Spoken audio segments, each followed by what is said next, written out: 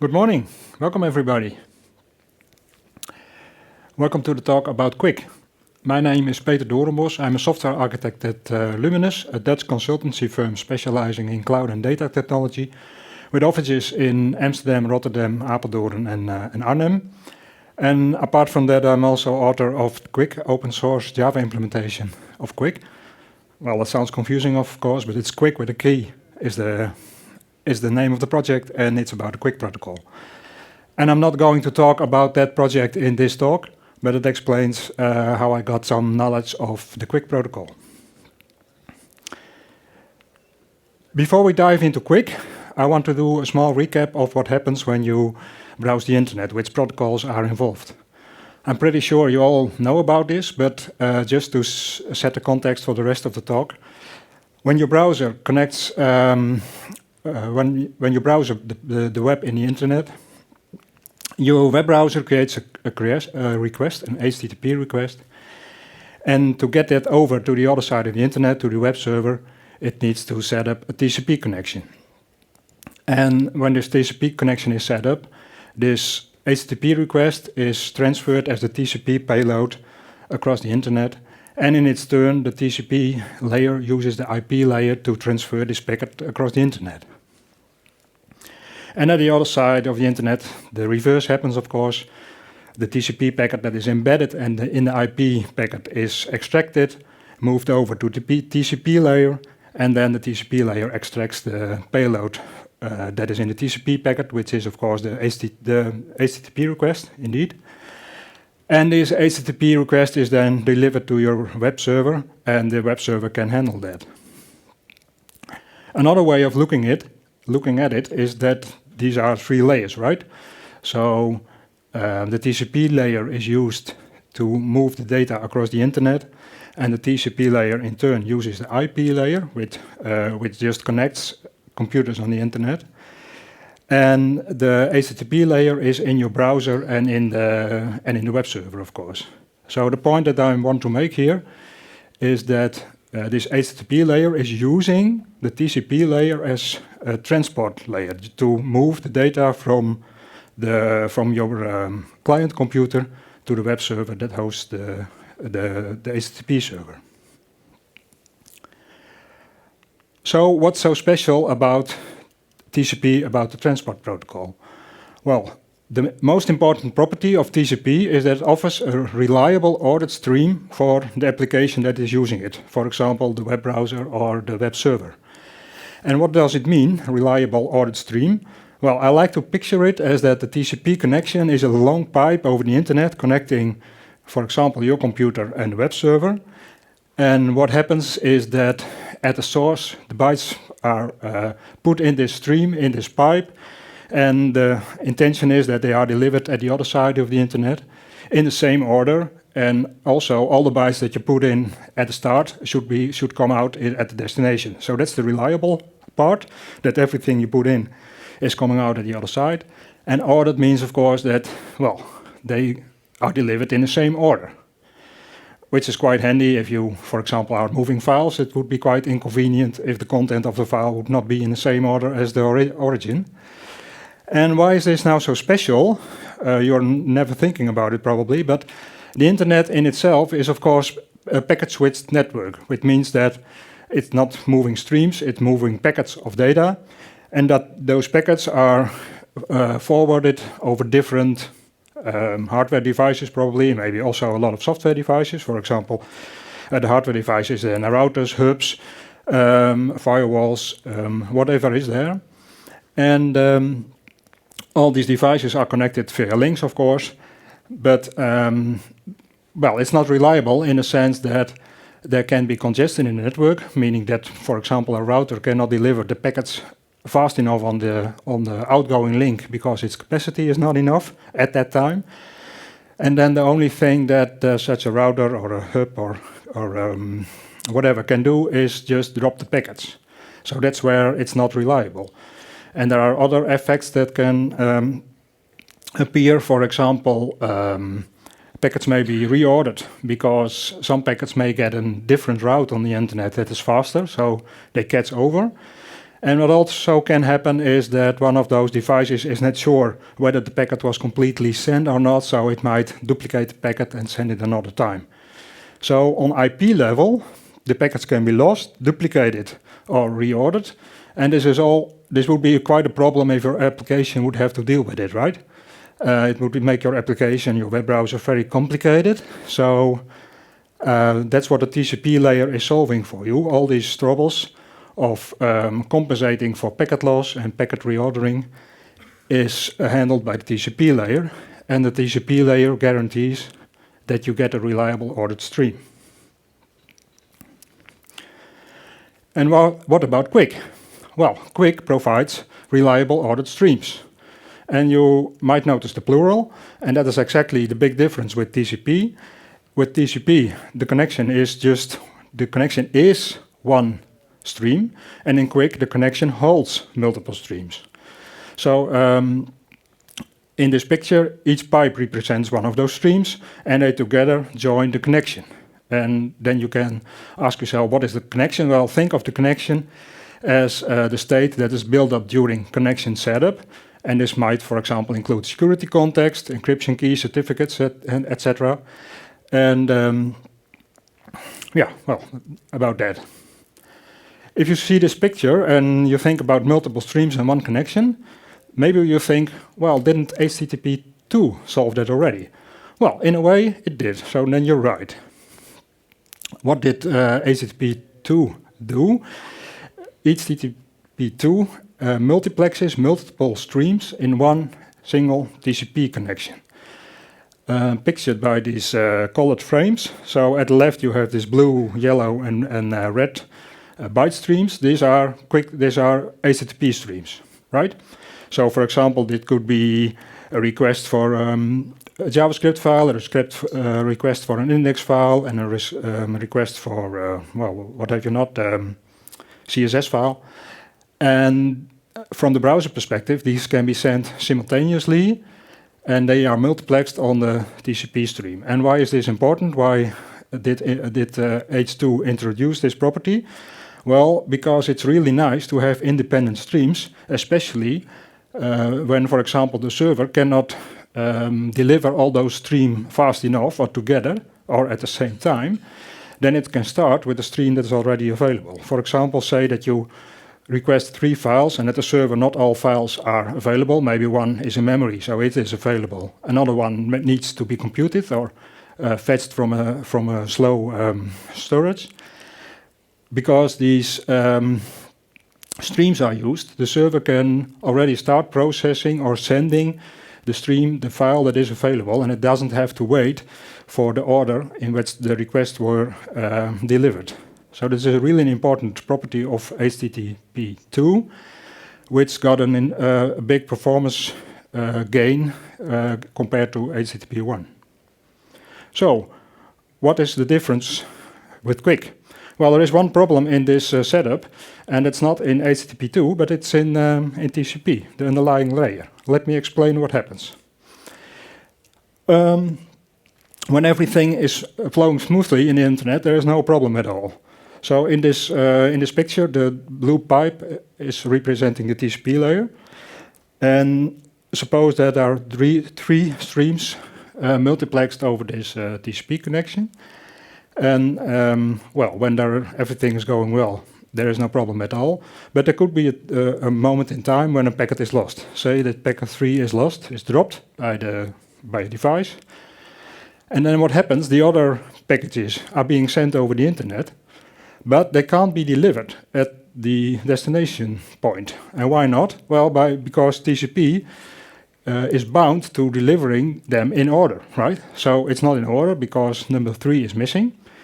And of course, if we look at this picture, we say, well, 4 and 2, these are in order, so these could be delivered.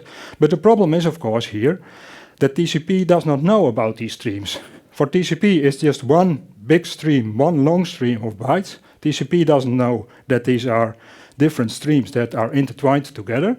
So it has to mandate this property of ordered streams, so it has to wait until 3 is delivered. And it can take some time, of course, because at the sending side, we need to wait for a timer that times out, that says, I didn't get any acknowledgement for this packet number 3 yet, so maybe I should resend it, and then it's retransmitted, and then finally it can be delivered to the browser or whatever device or whatever application is waiting at that side, and only then 4 and 5 can be delivered. And the same holds for the packets that are coming behind. So the actual problem here is that when one packet is dropped, everything that is behind has to wait, and that's what we call the head of line blocking. Yeah, the first one in line, the number 3, is blocking the rest, even though conceptually they wouldn't have to wait. This problem is solved by QUIC, because in QUIC all those streams are independent. In this example I draw 3 different streams, and each stream is handling, I draw three different pipes, and each pipe is handling one stream, and these streams are really independent.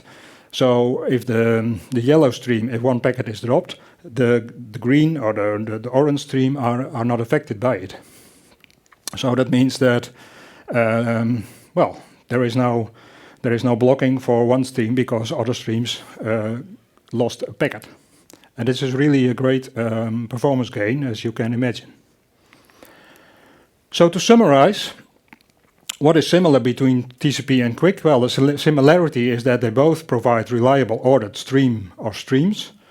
And the difference is that QUIC provides really independent streams, solving this head-of-line blocking problem, which results in better performance.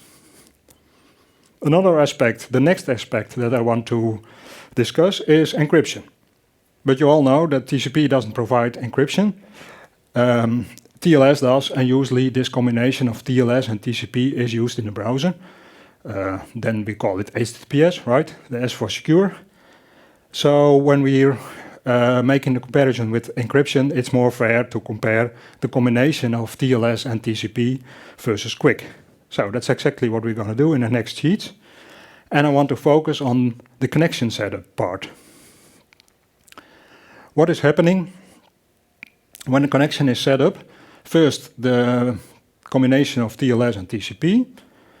The TCP layer, well, I won't go into detail about which packets are exchanged. That's not so important for this talk, but you can imagine that at TCP layer there is a connection setup that takes one round trip, a few packets being sent across the internet. To be exact, that are 3 packets.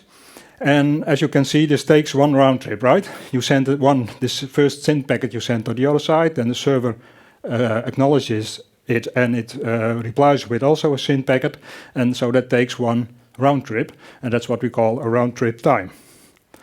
But only then TLS can start, and the TLS layer can start with the client hello, expects the server hello, and then there is also a client finished. But this is another round trip. And only now the data, so for example the HTTP layer running on top of TLS, can start sending data.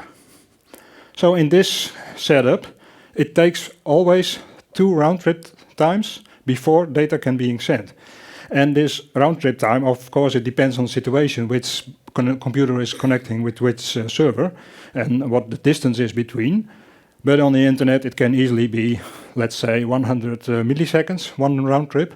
So when the whole process is starting, it can take easily 200 milliseconds before data can be sent to the other side. How is this different than QUIC? Well, QUIC was a smart thing of combining these two. So the client hello is combined in the first packet that is used to set up the connection. And the same holds for the response. The server hello is sent directly. So let's say the low-level connection setup and the high-level setup of creating a TLS context is combined into this one round trip. So it now only takes one round trip, and the other one is saved. So in that example of 100 millisecond delay, it only takes 100 milliseconds before your client can start sending data. In practice, it can even be faster because there is something called zero RTT, which means that you use the encryption keys that you remembered from the previous connection. But that is also the same for TLS, so I won't explain that in detail. It comes down to the same difference that one RTT is saved. Now we're talking about encryption and TLS. I want to clear up a common misunderstanding about whether QUIC uses TLS or not. And my statement is, QUIC does not use TLS. And at the same time, QUIC does use TLS. So let me explain this confusing statement. What I meant with the first one is that QUIC does not use the TLS layer. At the right, you see the picture of how the protocols are layered with HTTP. And HTTP is using the TLS layer to move these encrypted bytes across the internet. And QUIC does not do that. I'll explain in a minute why not.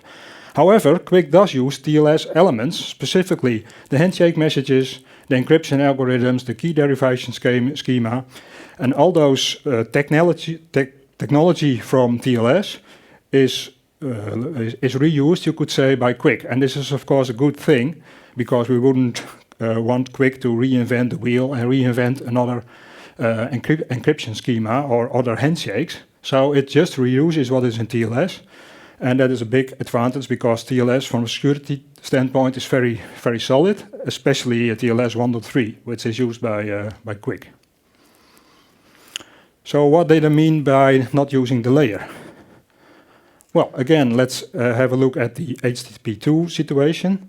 Then the browser is using the TLS engine to encrypt one big stream of data. So in those streams, as explained for H2, there can be different streams multiplexed in one big stream, but the TLS engine just considers it as being one stream of bytes, and it encrypts those into gibberish.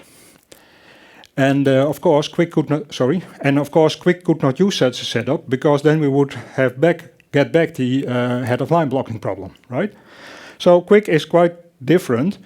In QUIC, each packet is encrypted independently. And with QUIC packet, I mean each packet that is sent over the internet in the context of this connection. So even though you might think that it would be sufficient to encrypt just the different streams, in this case, in this example, the blue and the yellow and the red stream, in practice it's even going further, that each packet is encrypted independently. And this is why it can't use the TLS layer, right? Then in this case you would need 8 TLS layers, but then you would have 8 times all those overhead of setting up the TLS connection. Apart from stream data, by the way, QUIC packets are moving more stuff. There is also control data involved. So some people think that this QUIC packet only contains user data, but that's not the case. It's a combination of user data, the data that is delivered to the protocol on top of it, as well as control data, for example, flow control credits or acknowledgements. To summarize, both use encrypting data. All user data is encrypted, so all your user data is safe, and they're both using standard TLS 1.3 mechanism, so that's very secure. What is different? TLS encrypts all user data as one stream, and QUIC encrypts them all packets separately. And what I just mentioned is QUIC not only encrypts user data, but the whole packet, but we'll get to that in a minute. Now I want to talk about a nice QUIC feature, and I'll do that by introduce that with a small example that we all know of. Suppose that your mobile device is connecting to a web server, an app or a browser, doesn't matter, and it's connected via the Wi-Fi, for example, like here, and then you walk out of the building, and what of course happens is that you get another IP, a different IP address from, in this case, the mobile network, and because you got a different IP address, the connection is lost. So your app or your browser or whatever is running on the mobile device needs to reconnect. And that can take some time. And what's even more important, that all the connection state that can be in the application layer is also lost. And what is the root cause of this problem? Well, that the TCP connection is identified by these IP addresses and the port numbers. So how we look at it is that the TCP connection is identified by a for tuple, and that is the source and the source IP address and the source port, and the destination IP address and the destination port. So as soon as one of those changes, the connection is, well, practically gone. Of course, in the destination, we have also a table of this setup, and if there is a connection, there should be a matching entry at both sides. How is QUIC different? Well, QUIC decided not to use the IP address or this for tuple to identify the connection. Instead, it uses a connection identifier. And this connection identifier is just a random number. It's randomly generated. It's not random each time, of course. Otherwise, it would be very hard to identify. And in practice, it's a bit more complicated even because both sides have their own identification, their own connection ID. And what they do in the handshake of the QUIC connection setup, they tell each other, hey, this is my connection ID. If you want to send packets over to me with relation to this connection, please use this connection ID as its destination. So in that way, both peers know if a packet arrives, they look up the connection ID and then they know, okay, this belongs to this connection because it has the same ID. Now what's so brilliant about this, if the same example, your mobile device is losing the connection, the IP connection, because you're moving out of the area where the Wi-Fi is, and you get a new IP address because your device connects to the mobile network, then the QUIC connection can just go on. So it's not reconnecting, not in any way. Of course, during the small moment that there is no IP connection, QUIC cannot send either.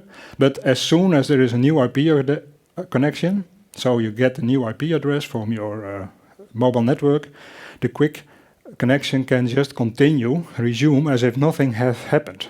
And it is because, of course, because that connection ID is still the same. So at the server, there are packets arriving from a different IP address, the one starting with 93. But for the server, this is not an issue, because the server looks up the connection ID that is in the packet and then knows how to associate this packet with the connection, with the already available connection. So this is a brilliant property in the sense that your connection is migrated from one IP address to another IP address, and that's what it's called in QUIC talk. It's connection migration, and you can continue to use the connection as if nothing happens. You might wonder, or maybe you don't, but in that case I'll explain, whether connection migration and this keeping the same connection ID would not be a problem for a privacy standpoint. Because these connection IDs are visible for observers. Everyone who is able to watch the network and read the packets is able to view these connection IDs. So these connection IDs are not encrypted. Of course not, because if the connection IDs would be encrypted, it would be very hard to deliver them, right? Because at the server side, then the server would look at the packet and say, oh, this is encrypted. I need an encryption key, but the encryption key is in the connection, but I need a connection ID, but that's encrypted. So that's a loop you cannot break from. So the connection ID is not encrypted, so it's visible for everyone who is able to observe the network packets. And when you migrate a connection, then IP addresses change. So in, let's say, the old world, the new connection is not somehow related to the old. You cannot, if your mobile phone reconnects with a different TCP connection, the new TCP connection cannot be associated with the old one in any way. But with connection migration, it could, because the connection ID is the same as I explained in this sample, and the connection ID is visible. Well, one of the goals of QUIC, one of the design goals, was to be very good at privacy, at maintaining your privacy. So this has to be solved, and that is solved by the way that as soon as your connection is migrating from the IP network to the other IP network, the connection ID changes. How does that work? Well,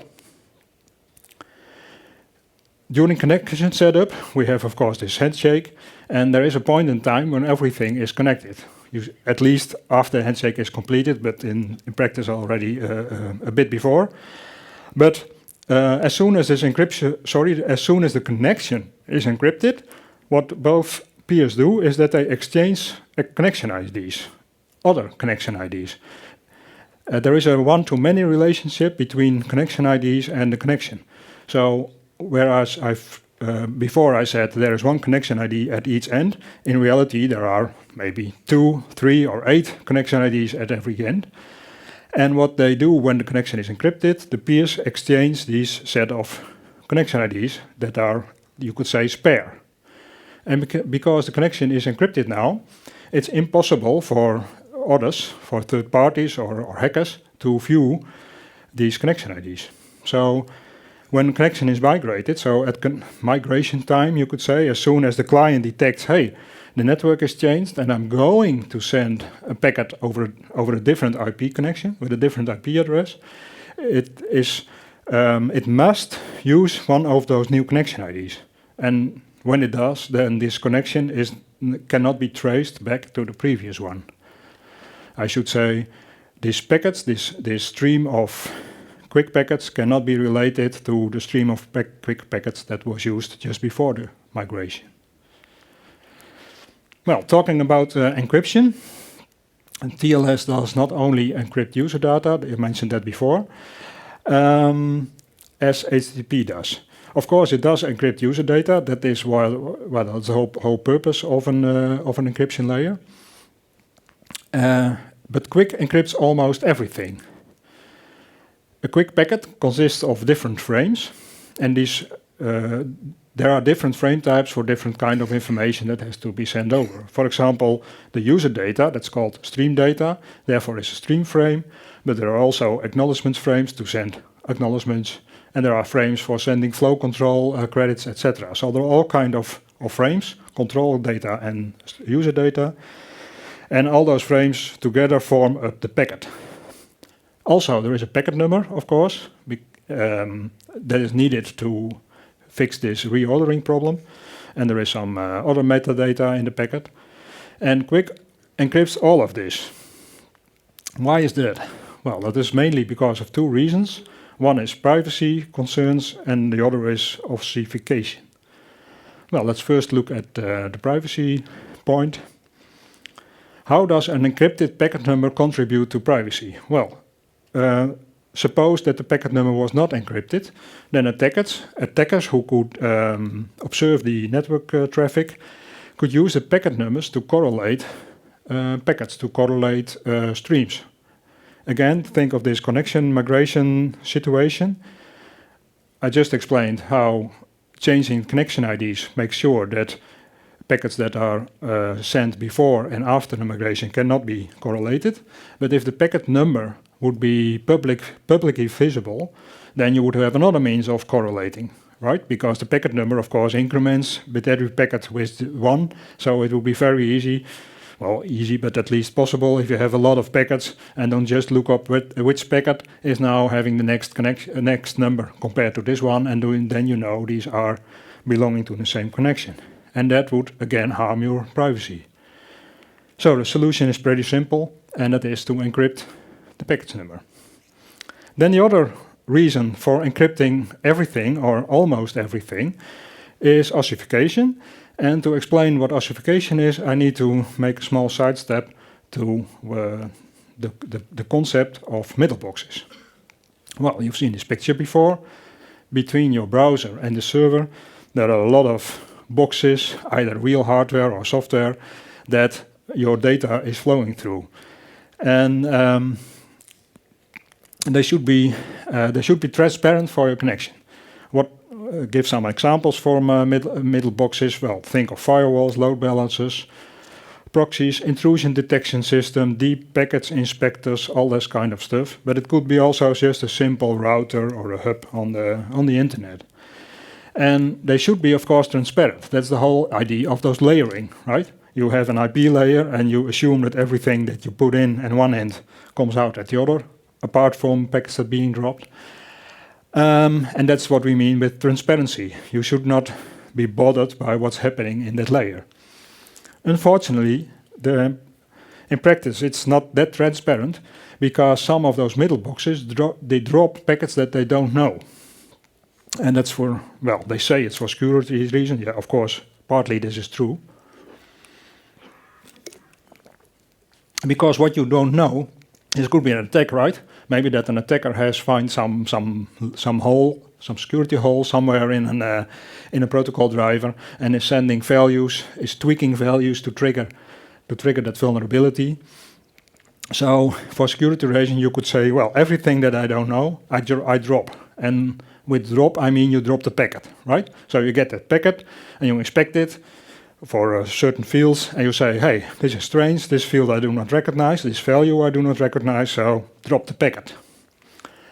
But there's a big problem, because if you don't know it, it could be an attack, but it could be as well a new feature that is developed after your software got shipped, or your hardware.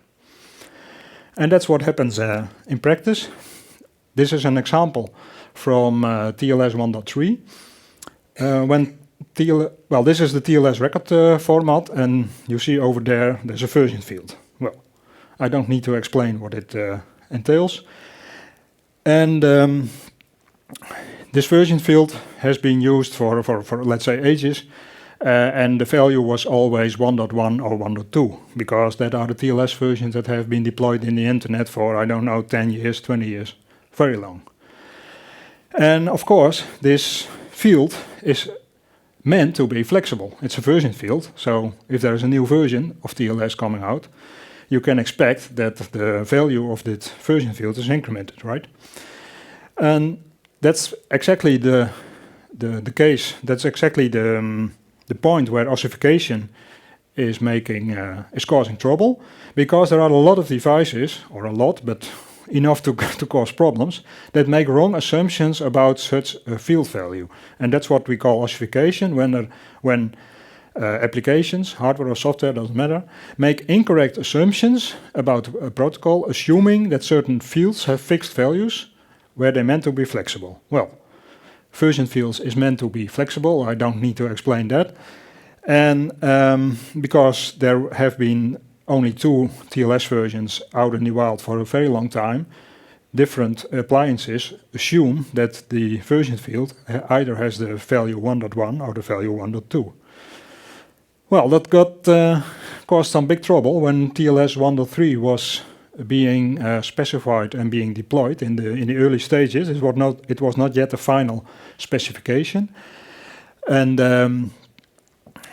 they did experiments with it. For example, Google, they put it in your browser, and they just enable it for a small percentage of the connections, and then they report back to Google whether it fails or succeeds. And then they encountered that there were big problems, because some middle boxes were refusing version 1.3. And experiments showed that 3% of the servers would fail to connect. Well, you might think 3%, that's not that much, but for the browser vendors, this was unacceptable. And well, there has been a long debate how to solve this. And finally, the only viable solution, so not the chosen, also the chosen, but it was really the only viable solution, was to make TLS 1.3 pretend if it was the 1.2. So what they did is in TLS 1.3, the version field still holds 1.2 as value, and somewhere in the end, in the encrypted area, there is an extension, an encrypted extension that says, oh, by the way, I'm not really 1.2, I'm 1.3. So that compliant servers, they will accept this encrypted extension, and then they will know that, okay, this was a 1.2 in disguise, it really is 1.3. So that was really a lot of trouble to make this work. And well, there is more to it, because I said it was the only viable solution, and that has to do with downgrade protection, but that's going too far for this talk. But if you're interested, just Google on TLS 1.3 and delay, and you'll probably end up at a nice blog of Cloudflare that explains this in detail. So this is ossification, right? This example showed that ossification, by the way, means turn into stone. So this example showed that because middle boxes make assumptions about values that are meant to be flexible, then they turn these fields into stone, right? They say, okay, this field, this version field, it ought to be 1.1 or 1.2. And as soon as there is a new version, then there is a big trouble because these packets will be dropped and the connection cannot be set up. So that's ossification. It sounds stupid. I was very surprised that it happened when I first encountered it, but well, it's a fact of life, apparently. Well, how should we prevent ossification? Which of course is preventing network protocols to evolve. Well, there is only one solution, and that is encrypt as much as possible. Because, well, if you encrypt it, nobody can read it. If they can't read it, they can't depend on it. So that's what's happening exactly in QUIC. Almost everything is encrypted, and that means that effectively the internet becomes transparent again, right? There is, of course, a little disadvantage. Well, if it's little, it depends on your perspective. But it also prohibits valid use cases for packet inspection. And this, for example, network monitoring tools. You can imagine that if you are able to, for example, monitor the package number, then you can detect packet loss, because when there is packet loss, packets will be retransmitted. When TCP packets are retransmitted, they have the same package number. So if you watch the package numbers that are coming by, you can get an idea, you can set up statistics about packet loss. So this is a really important feature for network monitoring tools, and with QUIC, this becomes impossible because this packet number is encrypted. So that is a bit of a downside, but well, yeah, that's life. Security and user-friendly, in this case user-friendly with respect to those tools, is always a balance. And in the case of QUIC, the force was stronger to have as much privacy and also as possible, and also to prevent ossification, of course, because, well, as was just said, ossification makes evolving impossible, and that's what we certainly not want.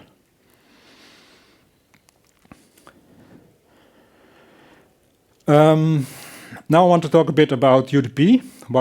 You probably have heard that QUIC is using UDP, and there's also quite some confusion about why that is, and also some misunderstanding. So let me explain. In the end, everything is transported by the IP protocol, right? And in the IP protocol, there is a field in the header that indicates which protocol is used on top of it. Or to put it differently, what is the type of protocol that is in the IP payload? And well, there can be there is a whole set of protocol numbers that can be in there. This is of course standardized.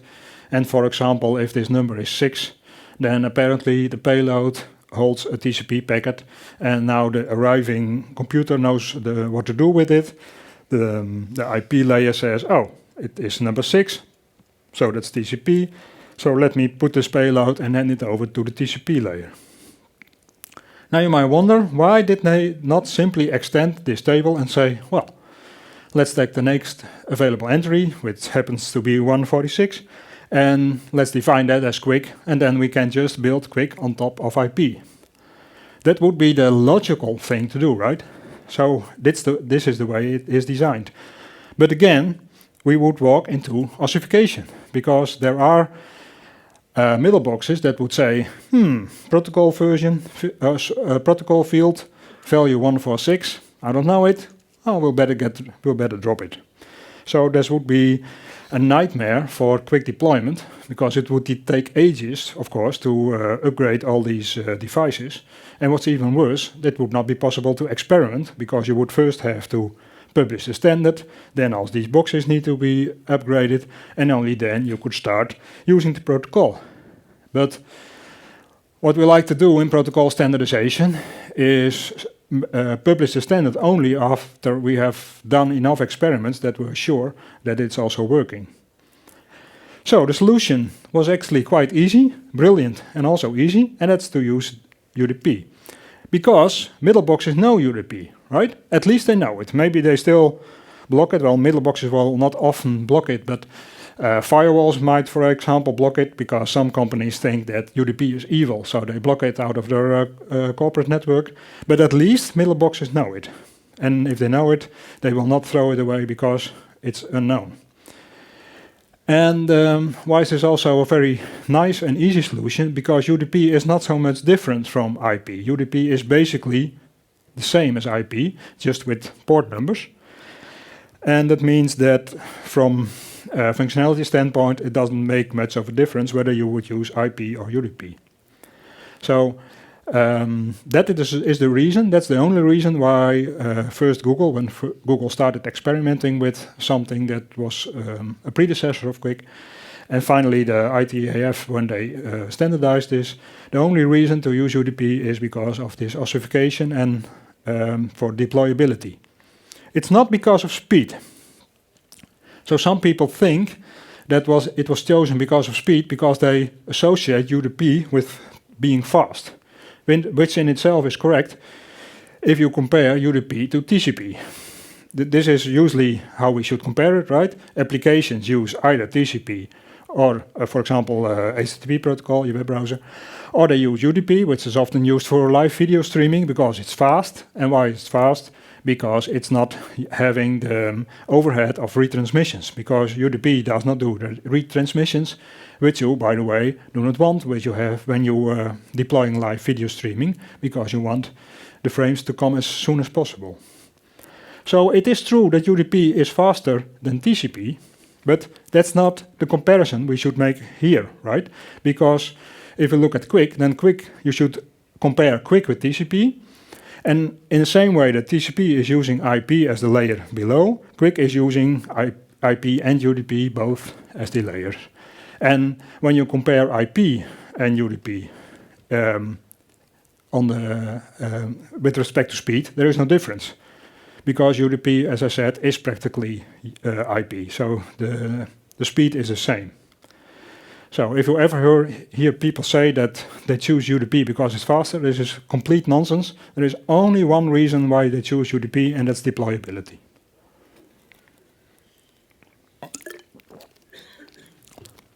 Choosing UDP as the protocol to base QUIC on had another advantage, and it is UDP is already present in your operating system. So suppose that QUIC was based on IP, then there had to be a different layer in your operating system, and that of course could also take some time, and again it would not be able to experiment with QUIC before all these operating systems had been upgraded. So that's another advantage of using UDP. Another aspect, the same what we said about speed, that it doesn't matter whether you use IP or UDP, whether they had used IP or UDP for QUIC because of speed. The same holds for the functionality. IP has properties that it is connectionless, it's unreliable, and TCP needs to fix that. And in order to fix that, there are a lot of mechanisms in TCP, for example, retransmission and flow control. But the same holds, it's just a mirror for QUIC and UDP. So as IP is unreliable, UDP is also unreliable. But in the same way that TCP fixes this is also fixed by QUIC. Because QUIC also implements the same mechanisms to compensate for this unreliability. And so it implements the same features, but in a different way, of course, because QUIC does not has this inheritance like TCP of 20 years of protocol existence, and it does not have to be backward compatible with all these old versions because it's brand new. So what QUIC has done, it has re-implemented all these mechanisms, but in a much more efficient way, because all the knowledge that we gained in the last 20 years about how we could have improved TCP if we were able to redesign it from scratch, all that knowledge is of course used in QUIC. I talked a lot about HTTP3 and HTTP2 in this context, but please note that QUIC is a generic transfer protocol. It just happens that we are using it a lot in HTTP, and HTTP3 can only be used on top of QUIC, by the way. But of course, just as TCP can be used for any application, the same holds for QUIC. So we already see other protocols using QUIC, for example, SSH or SMB, which is the file transfer protocol from the network sharing protocol from Windows. We already see real-time video streaming on top of QUIC. There's also a workgroup working on a standard for media over QUIC transport. And there is also, and that's already an official standard, DNS over QUIC. So in the future, more protocols will be added, I guess. For example, XCMP, which is formerly known as Jabber, is also experimenting with using QUIC, and I think this list will only grow in the future. And you can also use QUIC in applications that are now currently using TCP. Just drop in a library for QUIC, and the interface will be a bit different, of course, because with TCP, as soon as you connect, you over one stream, and with QUIC you can create multiple streams, so there will some operations to create and manipulate those streams.